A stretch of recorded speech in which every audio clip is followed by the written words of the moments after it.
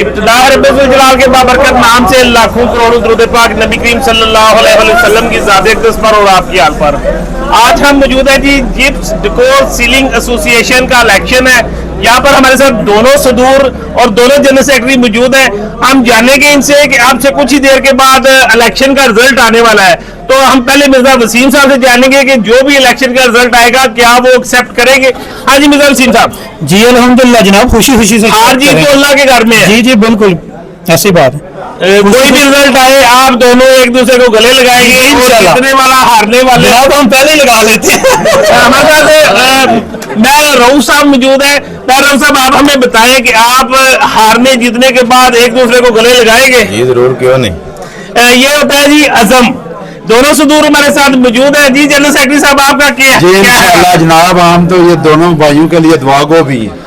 क्या बात है। हाँ जी सर। जी इंशाल्लाह अल्लाह पाक खैर करेगा। जो भी हमारे साथ इस वक्त मौजूद है सदर मरकजी अंजुमन ताजरान जलालपुर जट्टा मोहम्मद शफीक मुगल साहब।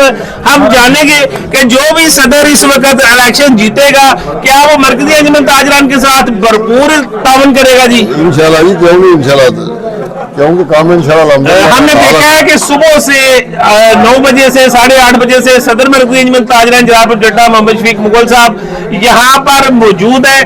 उनके साथ सिक्योरिटी अदारे जलालपुर जट्टा पंजाब पुलिस सदर और सिटी के नौजवान यहाँ पे ड्यूटी कर रहे हैं। उसके अलावा जितनी भी गेमा गेमी है आप सारे, मेरा कैमरामैन अगर आपको दिखा सके तो इस वक्त जिप्स डेकोर एसोसिएशन के जितने भी वोटर सपोर्टर हैं वो यहाँ पर भरपूर अंदाज में अपने अपने कैंडिडेट को जीत और हार का फैसला सुनने के लिए तैयार खड़े हैं।